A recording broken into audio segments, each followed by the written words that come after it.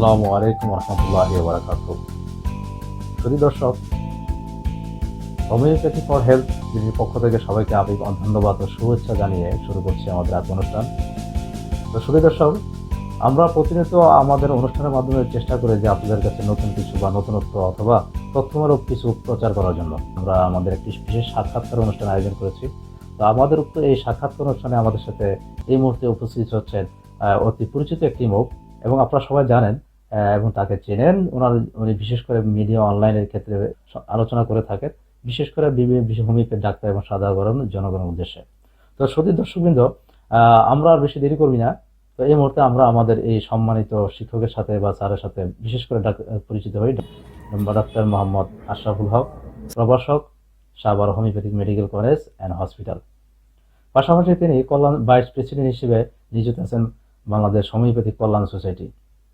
তো শুধু দর্শক, আর দেরি না করি, আমরা সরাসরি স্যারের সাথে পরিচয় হই। স্যার, আসসালামু আলাইকুম। ওয়ালাইকুম আসসালাম। আপনারা কেমন আছেন? জি স্যার, আমরা আলহামদুলিল্লাহ ভালো আছি। তো আশা করি স্যার আপনি শারীরিকভাবে ইনশাল্লাহ সুস্থ আছেন।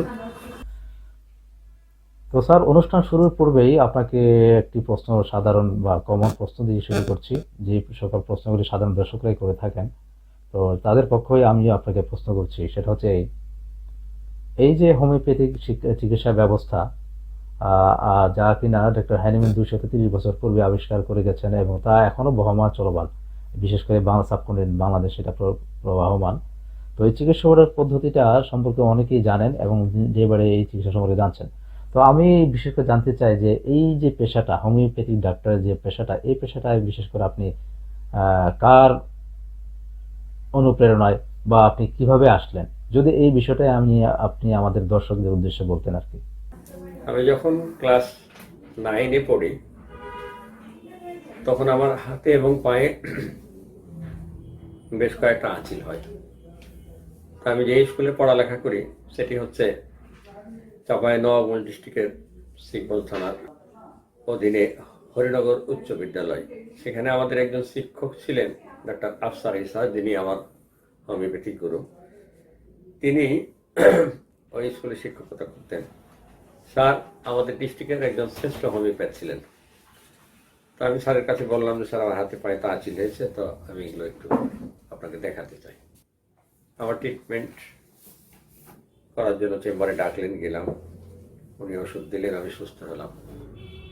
তো আমরা যে সময় ম্যাট্রিক পাস করেছি সেই সময় সাধারণত ফার্স্ট ডিভিশন পাওয়া একটু কঠিন ছিল। এলাকায় 2-1 বা হয়তো স্কুলে 2-1, কখনো কখনো দেখা যাচ্ছে এলাকায় কিংবা স্কুলে ফার্স্ট ডিভিশন পেত না, এরকম আর কি। ওই সময় আমি বিজ্ঞান বিভাগ থেকে ফার্স্ট ডিভিশনে পাস করলে স্যার আমাকে বললেন যে তুমি তো রাজশাহীতে ভর্তি হও। তা আমার একটা কথা ছিল, তুমি একই সাথে ডিপ্লোমাটাও করো হোমিওপ্যাথিতে, আর সেই সাথে নাইট শিফটে হোমিওপ্যাথিটা করো তুমি, আর ডে শিফটে কলেজে পড়ো। এই স্যার পরামর্শ দিলেন এবং সেই সাথে দাবি করলেন যে তুমি যদি ভর্তি হও তাহলে আমিও ভর্তি হবো। তো স্যার আর আমি একসাথে ভর্তি হলাম। তখন স্যারের প্র্যাকটিস অনেক দিন হয়ে গেছে, স্যারের প্রচুর বই পুস্তক, অনেক অভিজ্ঞতা, কিন্তু ওই পর্যন্ত ওনার সার্টিফিকেট নেওয়া হয় নাই। তা আমি স্যারের সাথে ভর্তি হলাম, দুজনে একসাথে আমরা পাশ করলাম। একান্তই স্যারের, এটাকে আমি কি বলবো, নির্দেশ বলতে পারেন, স্যারের নির্দেশে আমার হোমিওপ্যাথিতে আসা। তো যেহেতু আমি হোমিওপ্যাথি খাচ্ছি, স্যারের কাছে মাঝে মাঝে যাচ্ছি, সেখান থেকে হোমিওপ্যাথির প্রতি একটা ভালো লাগা, ভালোবাসা এমনিতেই তৈরি হয়েছে। স্যার বলছেন, আমি আগে কখনো ভাবিনি, স্যারের বলাতে আমি হোমিওপ্যাথির সাথে সম্পৃক্ত হলাম আর কি। আর সেই জন্য আমি স্যারের কাছে বিশেষভাবে কৃতজ্ঞ। ধন্যবাদ স্যার। তো এই যে হোমিওপ্যাথিক যে পেশাটা বা একজন হোমিওপ্যাথ ডাক্তার, এই যে পেশাটা, এই পেশাটাকে আপনি বর্তমানে অ্যাকচুয়ালি কিভাবে মূল্যায়ন করছেন? আমি সাভার হোমিওপ্যাথিক মেডিকেল কলেজে ভেটেরিনারি মেডিকেল বিভাগে প্রভাষক হিসাবে দীর্ঘদিন যাবৎ পড়াচ্ছি। তো আমি ভেটেরিনারি মেডিকেল টিচার হলেও আমাদের যেহেতু সাবজেক্ট এখানে অনেকগুলো, আমাদের প্রিন্সিপাল স্যার আমাকে ব্যক্তিগতভাবে খুব পছন্দ করেন, যে কারণে উনি ক্রনিক ডিজিজ এবং অর্গানন এই দুটো সাবজেক্টও পড়ানোর দায়িত্ব দিয়ে রাখছেন। আমি অর্গানন, ভেটেরিনারি মেডিকেল এবং ক্রনিক ডিজিজ তিনটাই পড়াই, কিন্তু আমি মূলত আসলে ম্যাথমেটিক্যাল শিক্ষক। এছাড়াও আমার আমি যে শহরে বাস করি সেখানে এবং আশেপাশের ডিস্ট্রিক্ট বা শহরগুলোতে অনেক ডাক্তার বন্ধু আছে যারা তরুণ চিকিৎসক বা ছাত্র, এরা বিশুদ্ধ চর্চাটা শিখতে চায়। তো সেই জন্য আমি আমার নিজের উদ্যোগে একটা সংগঠন তৈরি করেছি, হোমিওপ্যাথিক ডাইনামিক কনসেপশন। তো সেখানে আমরা ফ্রি পড়াই, 3-4 জন শিক্ষক আছে। আমরা এখানে প্রতিটা সাবজেক্টের লেকচার শিটগুলো আমরা কম্পিউটারে প্রিন্ট করে দিই। তো আমি যেখানে পড়াই সেখানকার ঘর ভাড়াটা আমি নিজে বহন করি। ওদের শেখানোর জন্য কম্পিউটার, প্রজেক্টর, সাউন্ড সিস্টেম প্রায় লক্ষাধিক টাকা খরচ করে কিনে দিয়েছি।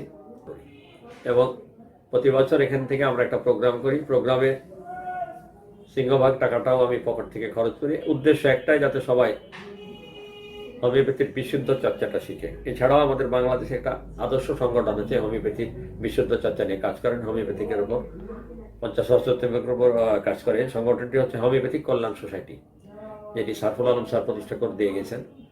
আমি সেই সংগঠনের বর্তমানে ভাইস প্রেসিডেন্টের দায়িত্বে আছি কেন্দ্রীয় কমিটিতে। আরও 2-একটা সংগঠনের সাথে ছিলাম, কিন্তু আপাতত কাজের চাপে আমি নিজের থেকে সরে এসেছি, যদিও ওনারা ছাড়তে চায় না। আর চাঁপাইনবাবগঞ্জে আমাদের একজন বিখ্যাত হোমিওপ্যাথ ছিলেন, যিনি গভর্নমেন্ট কলেজের অধ্যাপক ছিলেন, অধ্যাপক নবাব আলী স্যার, অধ্যাপক ডক্টর নবাব আলী স্যার। আমি স্যারের নামে একটা ফাউন্ডেশন করেছি চাঁপাইনবাবগঞ্জ ডিস্ট্রিক্টে, সেটা প্রতিষ্ঠা আমি করেছি, সেটার সাথে আমি জড়িত আছি। আলহামদুলিল্লাহ হোমিওপ্যাথির জন্য এই আমার দুর্বল সামর্থ্য নিয়ে আমি টুকটাক করে কাজ করে যাচ্ছি, সকলের সহযোগিতায়। ধন্যবাদ স্যার আপনার সুন্দর এবং মূল্যবান মতামত বা আলোচনার জন্য। তো স্যার এই পর্যায়ে আমি আরেকটি প্রশ্ন করতে চাচ্ছি আপনাকে, সেটা হচ্ছে এই বর্তমান সময় হোমিওপ্যাথ সম্পর্কে সাধারণ মানুষের এক ধরনের একটা পজিটিভ বা এক ধরনের আস্থা তৈরি হয়েছে। তো এই যে আস্থাটা, অবশ্যই আপনাদের অবদান আছে, বিশেষ করে হোমিওপ্যাথ ভালো ডাক্তারদের বিশেষ একটা অবদান থাকে। তো এই যে আস্থাটা মানুষের ভিতরে তৈরি হয়েছে, এটাকে অ্যাকচুয়ালি আপনি কিভাবে মূল্যায়ন করতেছেন? যত দিন যাচ্ছে হোমিওপ্যাথির প্রতি মানুষের তত আস্থা, ভালোবাসাটা বাড়ছে।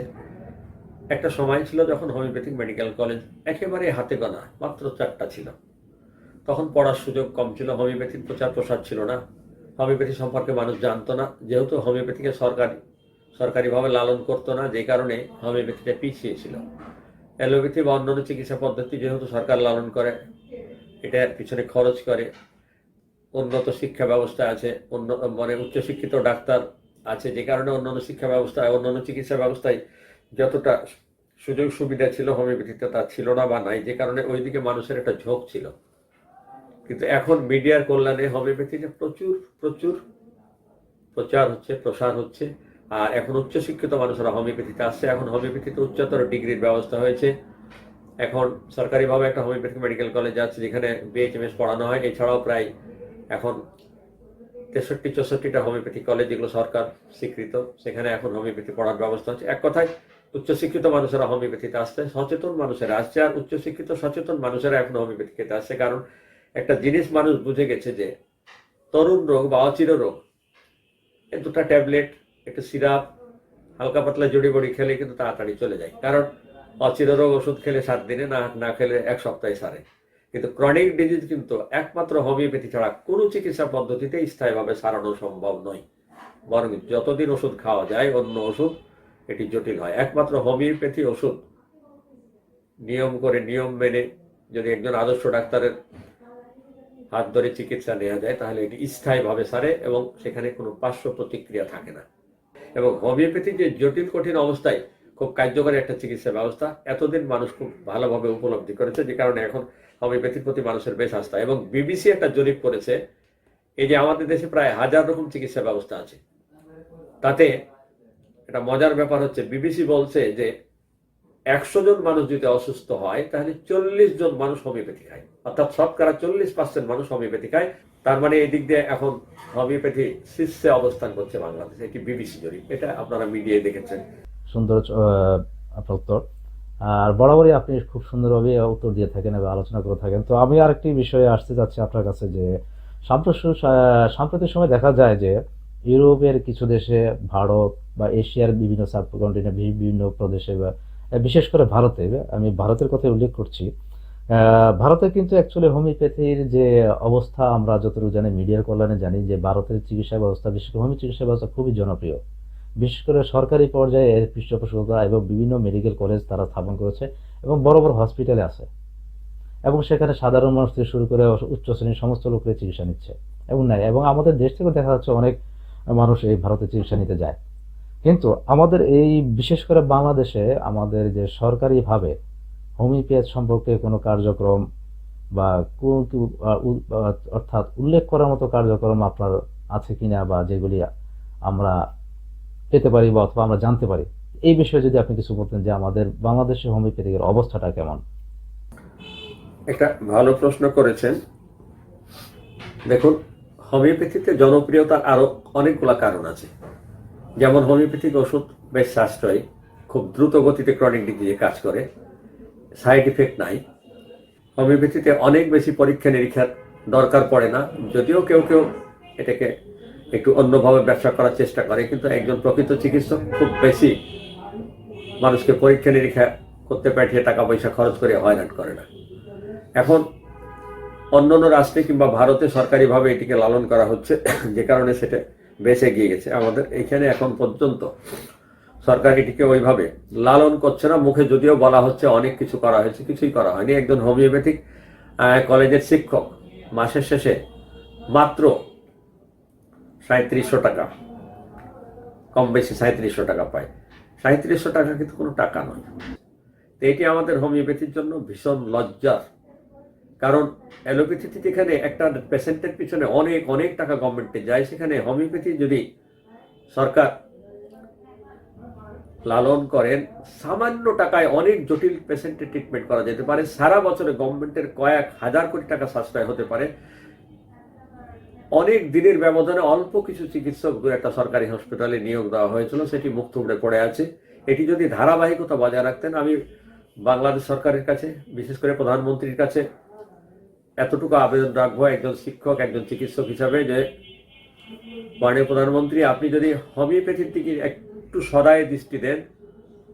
হোমিওপ্যাথিক কলেজগুলোতে নামে মাত্র হাসপাতাল আছে, যদি হাসপাতালগুলোকে আপনি একটু পুনর্বিন্যাস করেন, একটু সাজান, একটু সুন্দর করেন, একটু প্রতিষ্ঠিত করেন, রোগী ভর্তির ব্যবস্থা করেন। এখানে খুব বেশি ওষুধ লাগে না, একটা হসপিটালে সামান্য কয় টাকার ওষুধ হলে সারা বছর চলে যায়। তো গভর্নমেন্ট যদি এতটুকু নজরদারি করেন যে বেতন ভাতা মাত্র 64টা কলেজ, মাত্র কয়জন টিচার, এদের যদি বেতনটা 100% করে দেন, গভর্নমেন্টের সামান্য কয়টা টাকা যাবে। একটা উপজেলা হসপিটালে যে কটা খরচ হয়, এতটি খরচ এই 64টা জেলা শিক্ষকদের পিছনে যাবে না। তাহলে এত অল্প টাকা খরচ করলে 63টা জেলা সমস্ত শিক্ষককে সুন্দরভাবে জীবনযাপন করতে সহযোগিতা করা যেত। তো গভর্নমেন্ট যদি অন্তত এতটুকু চিন্তাই করে যে হাজার হাজার primary school, high school, college, Alia madrasa সবগুলো গভর্নমেন্ট 100% বেতন দিচ্ছে, তাতে গভর্নমেন্টের কিচ্ছু যায় আসে না, কারণ গভর্নমেন্টের টাকার অভাব নেই। আমাদের প্রয়াত প্রথম প্রেসিডেন্ট বঙ্গবন্ধু শেখ মুজিবুর রহমান এক ধারসে একসাথে অনেকগুলো প্রাইমারিকে সরকারি করেছিলেন। তখন তো আমাদের রাষ্ট্র একেবারে গরিব ছিল, এতিম ছিল, টাকা পয়সা কিচ্ছু ছিল না। আর এখন তো আমাদের রাষ্ট্র সমৃদ্ধ, প্রতিষ্ঠিত। যদি মাননীয় প্রধানমন্ত্রী এখন চান যে এই 63-64টা কলেজকে আমি 100% করে দিলাম, কোনো ব্যাপার না। তাতে হবে কি, শিক্ষকরা মনোযোগী হবেন, পড়ালেখার মান ভালো হবে। যেখানে পড়ালেখার মান ভালো না হয়, সেখানে কখনোই ভালো ডাক্তার তৈরি হয় না। মাননীয় প্রধানমন্ত্রী হাজার হাজার কোটি টাকা খরচ করে পদ্মা সেতু করেছেন, বাংলাদেশের কিছুই হয়নি, কোনো প্রবলেম হয়নি, সেতু হয়ে গেছে। গভর্নমেন্ট যদি চান হোমিও কলেজগুলোকে একটু প্রতিষ্ঠিত করতে, তাহলে এদেশে অসংখ্য মেধাবী ডাক্তার তৈরি হবে। আর এই মেধাবী ডাক্তাররা জাতিকে সেবা দেবে, তাতে গভর্নমেন্টের লাভ। এদেশের মানুষ সুস্থ থাকবে, কাজ করতে পারবে, সুস্থ থাকবে, পড়ালেখা, সুস্থ থাকবে মানুষ, মন মস্তিষ্ক সুস্থ থাকবে, ঝগড়া বিবাদ থেকে দূরে থাকবে। একটা জাতি সুস্থ থাকলে সরকার কিন্তু আরামে থাকতে পারে। আমরা আশা করব গভর্নমেন্ট, আমার এই আলোচনাটুকু যদি কোনোভাবে গভর্নমেন্টের কানে যায়, গভর্নমেন্ট যদি এতটুকু হোমিওপ্যাথির প্রতি সদয় হন, গভর্নমেন্টের লাভ, গভর্নমেন্টের হাজার হাজার কোটি টাকা সেভ হয়ে যাবে। হোমিওপ্যাথি খেতে আসবে মানুষ, অ্যালোপ্যাথির উপর চাপ কমবে, গভর্নমেন্টের খরচ কমবে, হসপিটালগুলোয় চাপ কমবে। তো হোমিওপ্যাথির স্বার্থে, রাষ্ট্রের স্বার্থে, সরকারের স্বার্থে হোমিওপ্যাথির দিকে সদয় দৃষ্টি দেওয়া উচিত। এই 60-65টা কলেজের বেতন যে কটা লাগে, এটা একটা উপজেলা সরকারি অ্যালোপ্যাথি হাসপাতালের সমান না খরচ। তো আশা করবো মাননীয় প্রধানমন্ত্রী আপনার কানে এটি কোনোভাবে পৌঁছুক এবং আপনি হোমিওপ্যাথির প্রতি সদাই হলে হোমিওপ্যাথি সমৃদ্ধ হবে, যেভাবে ইন্ডিয়ায় হোমিওপ্যাথি সমৃদ্ধ এবং সেখানে লক্ষ লক্ষ মানুষ হোমিওপ্যাথি খায়, অ্যালোপ্যাথির প্রতি এত চাপ নাই। হুম, ধন্যবাদ স্যার। আশা করি আশা করছি আমাদের যে কর্তৃপক্ষ বা বাংলাদেশ সরকার যারা আমার আজকের এই অনুষ্ঠানটি দেখবেন, তারা অবশ্যই এখান থেকে আমাদের যে কিছু বলার আছে বা যে কিছু তথ্য বা আমরা প্রকাশ করতে চাই সেগুলো অবশ্যই আমাদের ঊর্ধ্ব কর্মকর্তা বা যারা স্বাস্থ্য মন্ত্রণালয়ের সাথে জড়িত তারা অবশ্যই বিষয়টি দেখবেন আশা করছি। তো এই পর্যায়ে যাই হোক, এই পর্যায়ে আমি আসতে চাচ্ছি আরেকটি প্রশ্ন, সেটা হচ্ছে বিশেষ করে এটা আমাদের হোমিও জগতের ডাক্তারদের সম্পর্কে। সেটা হচ্ছে আমরা আরেকটি শব্দ শুনতে পাই, হাতুড়ি ডাক্তার। আমাদের গ্রামে গঞ্জে মফস্বলে বিভিন্ন জায়গায় আমরা লক্ষ্য করি যে অনেক ধরনের ডাক্তার পাওয়া যায়, অর্থাৎ চিকিৎসা ব্যবস্থা দেখা যায় তাদের অতটা ভালো না, যে মানহীন চিকিৎসা ব্যবস্থা বলতে পারে। তো এই যে হাতুড়ি শব্দটা ব্যবহার হয়, এটা কিন্তু এলোতেও আছে। এলোতেও কিন্তু একটা সময় বলতো যে আপনার কি হাতুড়ি ডাক্তার, বা অর্থাৎ এটা এক ধরনের ক্রিটিসাইজমূলক শব্দই বলা চলে। তো সেই ক্ষেত্রে আমাদের হোমিওপ্যাথ জগতেও এমন কিছু ডাক্তার আছেন যাদের কারণে আমাদের হোমিওপ্যাথির একটা যথেষ্ট দরনা বা বদনাম হয়ে থাকে, বা তাদের দ্বারা আমরা বড় বড় ডাক্তারদেরও কিন্তু এক ধরনের বদনাম হয়ে যায়, বা তাদের প্রতি হোমিওপ্যাথি সম্পর্কে এক ধরনের একটা বিশিষ্টা চলে আসে। তো এই ক্ষেত্রে আপনি বিশেষ করে এই যে এই বিষয়টাকে আপনি কিভাবে দেখছেন, বা এই যে সমস্যাটা, এই সমস্যা থেকে আমরা কিভাবে উত্তরণ পেতে পারি, আপনার কি মনে হয়?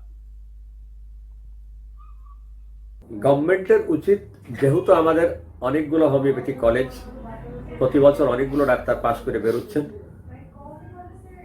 আমি মনে করি গভর্নমেন্টের উচিত যারা এখন এইভাবে হাতুড়ে প্র্যাকটিস করছে তাদের একটা শর্ট কোর্সের প্রশিক্ষণের ব্যবস্থা করা, অথবা এদের এই যে অনৈতিকভাবে না বুঝে এত একটা সিরিয়াস চিকিৎসা ব্যবস্থাকে তারা স্বেচ্ছাচারিতার মাধ্যমে যত্রতত্র যেমন তেমনভাবে প্র্যাকটিস করে সর্বনাশ করতেছে, এটি বন্ধ করা উচিত। এগুলো চেম্বারে চেম্বারে রেট দেওয়া উচিত, যাতে করে মানুষ ক্ষতিগ্রস্ত না হয়। কারণ তারা হয়তো এই পেশা করে জীবন জীবিকা করছে, অন্য পেশা করেও করতে পারবে, কিন্তু অসংখ্য মানুষের বিশাল বিশাল বড় ধরনের সর্বনাশ হচ্ছে। আমার মতে গভর্নমেন্ট যদি এই বিষয়গুলো দৃষ্টি দেন, যে এখন যেহেতু অসংখ্য পাশ করা ডাক্তার, রেজিস্টার্ড ডাক্তার আছে, পাওয়া যাচ্ছে, এদের পিছনে গভর্নমেন্ট একটু যদি সহযোগিতা করেন, তাহলে আর হাতুড়ে ডাক্তারদের দরকার পড়বে। একটা সময় দরকার ছিল যখন এদেশে মেডিকেল কলেজ ছিল না, পাস করা ডাক্তার ছিল না, রেজিস্টার্ড ডাক্তার ছিল না। এখন যেহেতু অ্যাভেলেবল, আমার মনে হয় এগুলো ক্লোজ করা উচিত গভর্নমেন্টের, যেহেতু গভর্নমেন্ট অনেক কিছু ক্লোজ করছে। এটি চলবে না, এটি এক্সপায়ার। এটাও বোধহয় এখন এইভাবে নিয়ে আসা উচিত, যে এখন তাদের হয় একটা শর্ট কোর্সের ব্যবস্থা, অথবা তাদের চিকিৎসা ব্যবস্থাগুলো এই যে তারা অনৈতিকভাবে না বুঝে করছে, যাতে মানুষের ক্ষতি হচ্ছে, এগুলো বন্ধ করে দেওয়া উচিত। জি, ধন্যবাদ স্যার। আসলে সুন্দর গাইডলাইন, আর এটাই আসলে আমাদের জানা উচিত, বিশেষ করে আমাদের যে সকল ডাক্তারগণ আছেন, বিশেষ করে গ্রামীণ, আশা করি তারাও এই কথাগুলি শুনবেন। কারণ আমাদের এই হোমিওপ্যাথকে যদি আমরা সামনে এগিয়ে নিতে চাই, অবশ্যই আমাদের মাননটা জরুরি। আর এই বিষয়ে আমাদের সংশ্লিষ্ট কর্তৃপক্ষ আশা করছি প্রয়োজনীয় পদক্ষেপ বা ব্যবস্থা গ্রহণ করবেন, এবং আমাদের তরুণ যে বর্তমান সময়ে যে সকল ডাক্তার প্রতি বছর প্রায় আমাদের বাংলাদেশ হোমিওপ্যাথিক বোর্ড থেকে যে সকল ডাক্তার হবে তাদেরকেও মানসম্মতভাবে এবং যুগোপযোগী করে তৈরি করবেন। আর আমাদের যারা নতুন তরুণ ডাক্তার আছেন তারাও আশা করছি যে আমাদের বিভিন্ন ট্রেনিং কোর্স আছে, বিভিন্ন কোর্স আছে, বা বিভিন্ন অভিজ্ঞ ডাক্তার তাদের কাছে যান, তার কাছে শিখুন। তো যাই হোক, আমি সেদিকে আরেকটি প্রশ্ন করতে আসছি আমার স্যারের কাছে, সেটা হচ্ছে এই যে আপনাকে, এটা বিশেষ করে আপনাকেই স্যার, যে আপনাকে প্রশ্নটা করছি যে আপনার সম্পর্কে, সেটা হচ্ছে এই যে বর্তমান সময়ে অনলাইনে বিশেষ করে ইউটিউব, ফেসবুক, মিডিয়ায় অনেক কিছুতে আমাদের হোমিওপ্যাথ সম্পর্কে আলোচনা হয়, সমালোচনা হয়, বিভিন্ন পদ্ধতি বা মেডিসিন বা ডিজিজ নিয়ে আলোচনা হয়। তো এই যে আলোচনা হচ্ছে আপনার অনলাইনে, এই যে অনলাইনের যে একটা বিশেষ একটা কিন্তু ভূমিকা পালন করছে, এবং এটার কারণে এই মিডিয়ার কারণে আমরা কিন্তু সারা বাংলাদেশ বিভিন্ন জায়গায় বা বিভিন্ন প্রান্তে কিন্তু আমরা ছড়িয়ে দিচ্ছি আমাদের হোমিওপ্যাথি সম্পর্কে। তো এই যে মিডিয়ার যে কার্যক্রমটা হচ্ছে, এবং যারাই এই যে অনলাইনের কাজটা করে যাচ্ছেন হোমিওর স্বার্থে বা হোমিওর জন্য, তো তাদের এই কর্মটাকে আপনি কিভাবে দেখছেন বা কিভাবে মূল্যায়ন করছেন? নিঃসন্দেহে আমি একটা কলেজে নিয়মিত টিচার, এছাড়াও আমি অন্য একটি কলেজে, কুমিল্লা লাঙ্গলকোট হোমিওপ্যাথিক মেডিকেল কলেজে যাই, পার্ট টাইম গেস্ট টিচার হিসাবে আমি যাই। সেই কলেজের principal doctor Abdullah Motaleb sir, sir অত্যন্ত গুণী মানুষ, মেধাবী মানুষ, বিনয়ী মানুষ, এবং একটি আদর্শ কলেজ তিনি গড়ে তুলেছেন। খুব বিশুদ্ধ চর্চা উনি শেখান। সমস্ত টিচার এবং ছাত্রছাত্রীদের উনি অনেকটা বাধ্য করেন যে হোমিওপ্যাথি করতে হলে একেবারে হোমিওপ্যাথির নিয়ম অনুযায়ী, অর্গাননের নিয়ম অনুযায়ী দর্শনের নিয়ম অনুযায়ী হ্যানিম্যান যেভাবে বলে গেছেন তার দেখানো নিয়ম অনুযায়ী হোমিওপ্যাথি করতে হবে। তার ম্যাক্সিমাম বলতে পারেন, ম্যাক্সিমাম কি প্রায় সমস্ত ছাত্রছাত্রী এবং শিক্ষকেরা হোমিওপ্যাথিকে আদর্শ রূপে তুলে ধরতে, প্রতিষ্ঠা করতে একান্তভাবে চেষ্টা করে যাচ্ছেন। আজকে বিভিন্ন মিডিয়া প্রায় দাওয়াত দেন, আমি ইদানিং সময় পাচ্ছি না, যে কারণে হয়তো লাইভে একটু কম কম আসি, একটা সময় একটু ঘন ঘন আসতাম। আমি আশরাফুল ছাড়াও আপনি যদি বাংলাদেশের দিকে দেখেন, একেবারে শুরুর দিকে আমাদের ডাক্তার রুহুল আমিন স্যার, যিনি বাংলাদেশ হোমিওপ্যাথি মেডিকেল কলেজের teacher, doctor Mohibur Rahman sir, doctor Mohsinuzzaman sir, doctor Ratul Mahmud Sajul sir, doctor Faruk Elahi sir, তারপরে Kazi Saheb sir, Golam Mawla sir, Abdul Motalib sir, doctor Shafiqul sir, তারপরে doctor Tapan Barai sir, doctor Pulak Roy sir, doctor Jahangir sir, Sanjit Majumdar, Bipul Chowdhury, Kamrul Islam Mona sir, Nazir Hossain sir, এরকম ফায়েক এনাম স্যার, আমাদের বাংলাদেশে অসংখ্য মেধাবী ডাক্তার। এরা বিভিন্নভাবে মিডিয়ায় লেখালেখি কিংবা লাইভে এসে আমাদের শিক্ষা দিচ্ছেন। এছাড়াও পশ্চিমবাংলায় যারা কাজ করছেন, খুব মেধাবী 3 জন ডাক্তারের কথা আমি এই মুহূর্তে আমার মনে আসছে, ডাক্তার অমরনাথ চক্রবর্তী, ডাক্তার জ্ঞানানন্দ সাহা এবং ডাক্তার মিলন সেনগুপ্ত। 2 বাংলায় অসংখ্য ডাক্তার বন্ধুরা হোমিওপ্যাথিকে কষ্ট করে সেবা, মেধা, শ্রম দিয়ে যাচ্ছেন। বিভিন্ন মিডিয়ায় প্রতিনিয়ত আলোচনা হচ্ছে, হোমিওপ্যাথিক শিক্ষা নিয়ে, চিকিৎসা নিয়ে প্রতিদিন আলোচনা হচ্ছে। তাতে অসংখ্য সাধারণ মানুষ, হোমিওপ্যাথির সাথে যারা সম্পৃক্ত, তার বাইরেও অসংখ্য মানুষ এতটাই আকৃষ্ট হচ্ছে। আমি তো প্রায় মাঝে মাঝে আমার কাছে ফোন আসে, অনেকে দেখতে আসে, আমার সাথে দেখা করতে আসে, মিষ্টি নিয়ে, ফল নিয়ে, স্যার আমি একজন চাকরিজীবী, কিংবা আমি একজন শিক্ষিত মানুষ, আমি আমি কলেজের টিচার, কিংবা আমি একজন শিক্ষিত বেকার। মাঝে মাঝে আপনার লেকচার শুনতে শুনতে এতটা আকৃষ্ট হয়েছে, স্যার আমি ভর্তি হয়ে গেছি, স্যার আমি ফার্স্ট ইয়ার কমপ্লিট করলাম। লেকচার শুনে অসংখ্য মানুষ হোমিওপ্যাথির প্রতি ধাবিত হচ্ছে, এটি একটা বিশাল ব্যাপার। এবং প্রত্যেক দিন অল ডে যেখানে বাঙালি আছে, America, England, German, Switzerland, Japan, আপনি বিভিন্ন রাষ্ট্র থেকে প্রায় প্রতিদিন ফোন আসে, মিডল ইস্ট থেকে ফোন আসে, আমাদের দেশের বিভিন্ন ডিস্ট্রিক্ট থেকে ফোন আসে, এবং শুধু ফোন আসে না, ট্রিটমেন্ট নিতে আসে। অনেকে আসার সুযোগ নাই, তারা অনলাইনে চেষ্টা করে, যদি অনলাইনে ট্রিটমেন্ট আমি পছন্দ করি না, কিন্তু ট্রিটমেন্ট নিতে আসে। অর্থাৎ অসংখ্য মানুষ এই হোমিওপ্যাথির আলোচনাগুলো শুনে এতটা মুগ্ধ হচ্ছে, প্লিজড হচ্ছে, পছন্দ করছে যে হোমিওপ্যাথিতে এখন প্রচুর পেশেন্ট। আমি তো প্রতিদিন প্রায় নাইটের গাড়িতে বিভিন্ন ডিস্ট্রিক্ট থেকে আসে, সকালে আসে, ট্রিটমেন্ট নেয়, আবার ব্যাক করে। অনেকে আসে, এসে 2-1 দিন থাকে। অনেক ডাক্তার বন্ধু সারা বাংলাদেশ থেকে প্রায় দেখা করতে আসে, আমার চেম্বারে আসে, 2 দিন 1 দিন আমার বাসায় থাকে, বেড়ায়। এই যে আলোচনার কারণেই কিন্তু, শুধু আমার ক্ষেত্রে নয়, এরকম যারা ডাক্তার বন্ধুরা আলোচনায় আসছেন, তাদের সকলের এরকম অসংখ্য ভক্ত তৈরি হয়েছে। সেটা এপার বাংলায় বলেন, ওপার বাংলা। আমি আমার ব্যক্তিগতভাবে বলি, সারা বাংলাদেশ এবং পশ্চিম বাংলা আমার অসংখ্য হাজার হাজার বন্ধু তৈরি হয়েছে একটা কারণে, এই যে মিডিয়া আলোচনা। ঠিক অনুরূপভাবে আমার মতো যারা ডাক্তার বন্ধু, শিক্ষক আছেন, আলোচনা আছেন, তাদের প্রত্যেকেরই কিন্তু এরকম অসংখ্য ফ্যান তৈরি হয়েছে, এবং এতে কিন্তু হোমিওপ্যাথি সমৃদ্ধ হচ্ছে। তো মিডিয়া যদি এভাবে আলোচনা চলতে থাকে, আমি আশা করি যে আর অনলি 5 বছরের মধ্যে দেখবেন হোমিওপ্যাথি একটা বিশাল জায়গায় চলে গেছে। এই আলোচনাটা যখন এগিয়ে যাবে, তখন নিশ্চয়ই এটি সবার দৃষ্টিতে যেভাবে পড়ছে, একসময় সরকারের দৃষ্টিতে পড়বে। এটি একসময় সরকারের হয়তো 100% স্বীকৃতি পেয়ে যাবে। তা আমরা যদি এভাবে সবাই কাজ করতে থাকি, হোমিওপ্যাথিকে দাঁড় করাতে হয়তো একটু সময় লাগছে, কিন্তু মানে গতিটা ত্বরান্বিত হচ্ছে। ধন্যবাদ স্যার। তো এইভাবে এখন আমি আসছি আপনার কাছে আরেকটি বিষয় নিয়ে, যেটা আসলে খুবই গুরুত্বপূর্ণ। এটা আমাদের বিশেষ করে হোমিওপ্যাথি ডাক্তার জগতে আমি মনে করি এটা খুবই একটা গুরুত্বপূর্ণ একটি বিষয়। সেটা হচ্ছে আমরা প্রায় লক্ষ্য করি বা আমরা দেখি যে আমাদের সমাজে অ্যালোপ্যাথি ডাক্তারগুলো যারা আছেন, তারা যখন চিকিৎসা করেন এবং তাদের সাথে কিছু উত্তরাধিকারী বা যোগ্য উত্তরসূরি তৈরি করে যান। কিন্তু আমাদের হোমিওপ্যাথিতে কিন্তু এমন কোন যোগ্য উত্তরসূরি বা যোগ্য উত্তরসূরি, অর্থাৎ তাদের প্রতিনিধি হিসেবে যে পরবর্তী জেনারেশন চিকিৎসা করবেন, তেমন অতটা দেখা যায় না। তো এখনো আমরা অথবা এমন হতে পারে যে সেটা ঠিক সেভাবে প্রকাশ হয়নি। তো যোগ্য উত্তরসূরি তৈরির ক্ষেত্রে আমাদের হোমিওপ্যাথির প্রবীণ অভিজ্ঞ যে ডাক্তারগণ আছেন, তারা কি ভূমিকা পালন করছেন বলে আপনি মনে করেন? আমি কিছুক্ষণ আগে যে সমস্ত গুণী চিকিৎসকের নাম বলছিলাম, ওনারা প্রায় কাজ করে যাচ্ছেন। প্রত্যেকের অসংখ্য ভক্ত আছে, কেউ কাছে গিয়ে, কেউ দূরের থেকে নানানভাবে প্রশিক্ষণ নিচ্ছেন। এবং আশা করি এই গুণী ব্যক্তিদের যারা ছাত্র, তারা নিশ্চয় একদিন তারাও গুণী চিকিৎসক হবেন। আমি ব্যক্তিগতভাবে চেষ্টা করি একটা নিয়মের মধ্যে দিয়ে, এরকম নয় আজকে অ্যানাটমি একটু পড়িয়ে দিলাম 2 লাইন, কালকে ফিজিওলজি পড়িয়ে দিলাম, তারপরের দিন প্র্যাকটিস অফ মেডিসিন 2 লাইন পড়িয়ে দিলাম, এরকম দড়িয়ে দড়িয়ে নয়। আমি চেষ্টা করি একজন ছাত্র, একজন তরুণ, একজন নবীন, একজন একেবারে শিক্ষার্থী বন্ধু মানে আদর্শ ডাক্তার হতে গেলে তাকে কি কি শেখানো দরকার আমি একেবারে ধারাবাহিকভাবে আমার হাতে কলমে আমার চেম্বারে রেখে, এখনো আমার বাসায় 3 জন উচ্চশিক্ষিত নবীন চিকিৎসক বন্ধু আমার বাসায় আছেন।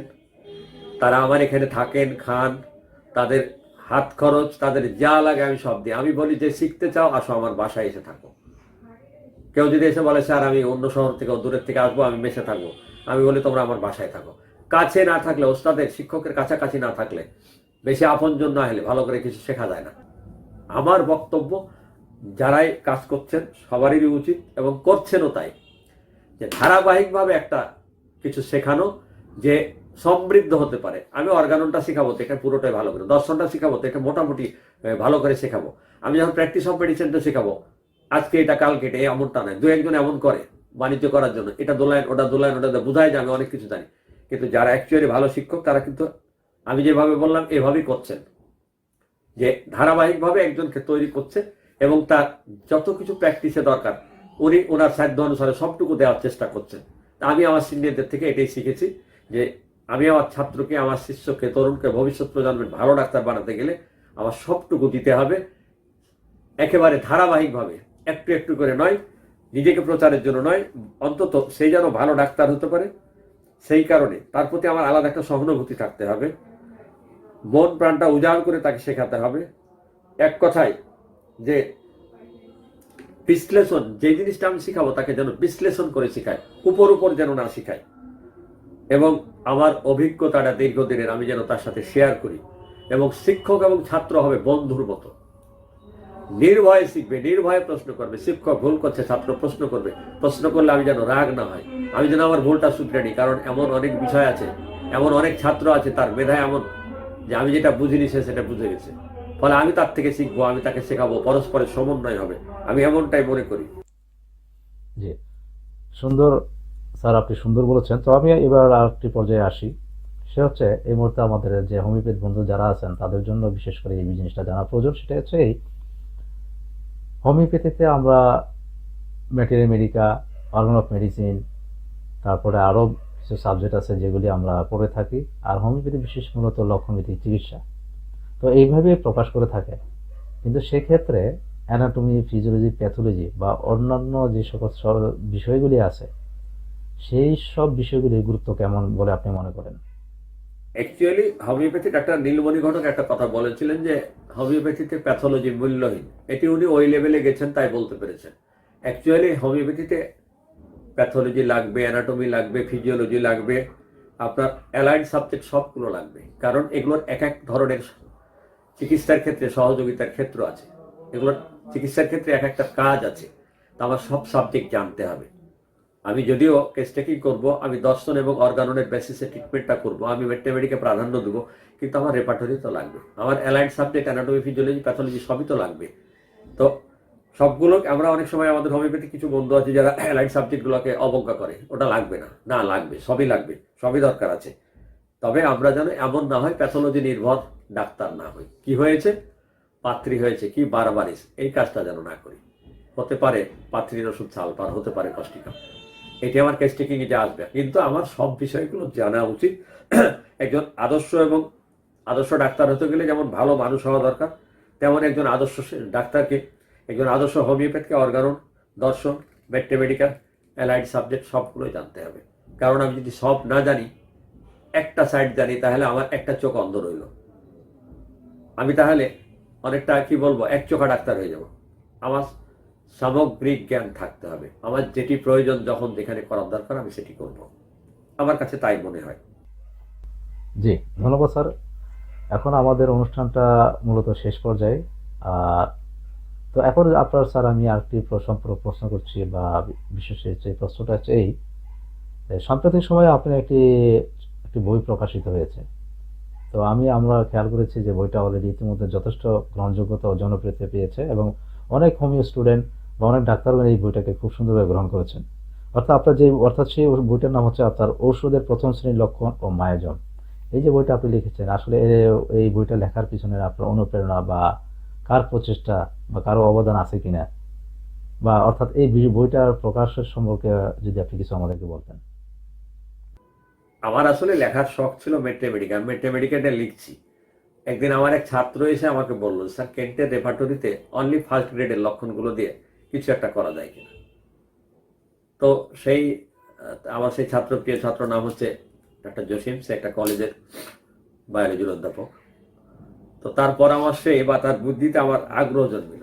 আমি ডাক্তার কেন্ট স্যারের রেপার্টরি থেকে শুধুমাত্র প্রথম শ্রেণীর লক্ষণ এবং ওষুধগুলো নিলাম। আর এই যাবৎকালে আমার যতটুকু মনে পড়ছে বা আমার যতটুকু আমি দেখেছি বই পুস্তক, সবগুলো তো আমার জানা নাই। সম্ভবত কোনো লেখক এ পর্যন্ত লিখেছেন কিনা আমি বলতে পারবো না, আমার চোখে পড়ে নাই যে একই সাথে শুধুমাত্র প্রথম শ্রেণীর লক্ষণ এবং ওষুধ, মানে একমাত্র প্রথম শ্রেণীর লক্ষণ যে সমস্ত ওষুধ আছে সেই সমস্ত ওষুধ এবং লক্ষণ, আর প্রত্যেকটা লক্ষণ কোন মায়াজম, এই তিনটাকে একসাথে করা। এরকম আছে কিন্তু প্রথম শ্রেণীর লক্ষণ ওষুধ তা কিন্তু আছে, দ্বিতীয় শ্রেণীর লক্ষণ ওষুধ তা কিন্তু আছে, কিন্তু প্রথম শ্রেণীর ওষুধ এবং লক্ষণ এবং সেই সাথে কোন লক্ষণটি কোন মায়াজম একসাথে করে কোনো ভাষায় কেউ লেখেনি। তা আমার মনে হলো শখের বশবর্তী হয়ে বাংলা এবং ইংরেজি দুটোই করেছি। প্রথমে ইংরেজিটা, তারপর এটাকে ট্রান্সলেট করা হয়েছে যে প্রথম শ্রেণীর ওষুধ, লক্ষণ এবং মায়াজম তিনটি সমন্বয়ে বইটি লেখা হয়েছে। বইটি সম্পর্কে বলতে গেলে যে বইটি যদি হাতের কাছে টেবিলে থাকে অনেক বন্ধুর খুব উপকার হবে। জি, ধন্যবাদ স্যার। তো যাই হোক, আমাদের অনুষ্ঠান আজকে এইখানেই স্যার সমাপ্ত ঘোষণা করতে চাচ্ছি। তো অনুষ্ঠান মোটামুটি শেষ, তবে যাওয়ার আগে স্যার আপনাকে শেষ একটু মতামত দেওয়ার জন্য অনুরোধ করছি। সেটা হচ্ছে এই হোমিওপ্যাথি ফর হেলথ, এই বিডি, এই যে একটি শাখা হোমিওপ্যাথি সম্পর্কে কিছু প্রচার প্রকাশনা করা যাওয়ার চেষ্টা করেছে, এটাকে আপনি কিভাবে মূল্যায়ন করেন? ধন্যবাদ। আপনারা হোমিওপ্যাথিক ফর হেলথ বিডির পক্ষ থেকে এসেছেন। আপনার আসলে হয়েছে কি যে হোমিওপ্যাথিক ফর হেলথ বিডি এই যে হোমিওপ্যাথির নানান দিক নিয়ে, হোমিওপ্যাথির উন্নয়ন নিয়ে প্রচার এবং প্রসারের জন্য যে প্রচুর কাজ করছেন আপনারা, প্রচুর সময় শ্রম মেধা দিচ্ছেন, এই মানুষের কল্যাণের জন্য কাজ করছেন, হোমিওপ্যাথি নিয়ে কাজ করছেন। হোমিওপ্যাথি জগৎ নিশ্চয় আপনাদের কাছে কৃতজ্ঞ থাকবে। আমি নিজেও ব্যক্তিগতভাবে আপনাদের কাছে কৃতজ্ঞতা প্রকাশ করছি। হোমিওপ্যাথির নানান বিষয় আপনারা আপনাদের পেজে ছাড়ছেন, প্রচার করছেন, প্রসার করছেন, যেটি থেকে প্রতিদিন অসংখ্য ডাক্তার বন্ধু, শিক্ষার্থী, ছাত্র বন্ধুরা উপকৃত হচ্ছে। আমি নিজেও আপনাদের এই হোমিওপ্যাথিক ফর হেলথ বিডির থেকে উপকৃত হচ্ছি, কারণ এখান থেকে অনেক কিছু দেখার এবং শেখার আছে, জানার আছে। সাধারণ মানুষেরা সেখান থেকে উদ্বুদ্ধ হচ্ছে। আপনাদের সবাইকে ধন্যবাদ। আপনারা ভালো থাকবেন। জি, ধন্যবাদ। অশেষ অশেষ স্যার, অশেষ অশেষ ধন্যবাদ স্যার আমাদের আজকের এই সাক্ষাৎকারটি দেওয়ার জন্য। আশা করি আমাদের এই সাক্ষাৎকার অনুষ্ঠানের মাধ্যমে আমাদের যারা দর্শক আছেন তারা অবশ্যই উপকৃত হবেন এবং হবেন। আর বিশেষ করে আপনার প্রাণবন্ত আলোচনা অবশ্যই আমাদের সবার কাছে জনপ্রিয় এবং পরিচিত। তো বিশেষ করে স্যার আপনাকে আর কষ্ট দিব না। আর আমাদের সেই দর্শক এই মুহূর্তে যারা আমাদের এই প্রোগ্রামটা দেখছেন, অবশ্যই আশা করি আপনাদের উপকার হয়েছে এবং উপকার হবে ইনশাল্লাহ। তবে হ্যাঁ, স্যার আমাদেরকে যে সকল নির্দেশনা বা যে সকল মূল্যবান কথাগুলি বলেছেন, এটা অবশ্যই আমাদের আমলে নেওয়া উচিত। আমাদের যারা ঊর্ধ্বতন কর্তৃপক্ষ আছেন এবং যারা ডাক্তার আছেন, প্রবীণ ডাক্তার আছেন, তাদের উদ্দেশ্যে আমার স্যার কিছু বলেছেন এবং স্যার কিছু উদাহরণও দিয়েছেন। আশা করছি এই বিষয়গুলি আপনারা আমলে নেবেন এবং আমাদের তরুণ যারা ডাক্তার আছেন তাদের জন্য আপনারা যথেষ্ট উদাহরণ হয়ে থাকার চেষ্টা বা উদাহরণ হওয়ার চেষ্টা করবেন ইনশাল্লাহ। আমরা আশা করি আমাদের এই প্রবীণ ডাক্তারদের থেকে ভালো কিছু পাবো আমরা, এবং পরবর্তী জেনারেশন হিসেবে আমরা যেন ভালো প্রসিদ্ধ ডাক্তার হিসেবে আপনাদের সামনে আসতে পারি। তো সুধী দর্শক, আপনাদের সবাইকে ধন্যবাদ জানাচ্ছি হোমিওপ্যাথি ফর হেলথ বিডির পক্ষ থেকে। আজকের অনুষ্ঠানকে সমাপ্ত করছি। সবাই ভালো থাকুন, সুস্থ থাকুন। আল্লাহ হাফেজ। আসসালামু আলাইকুম।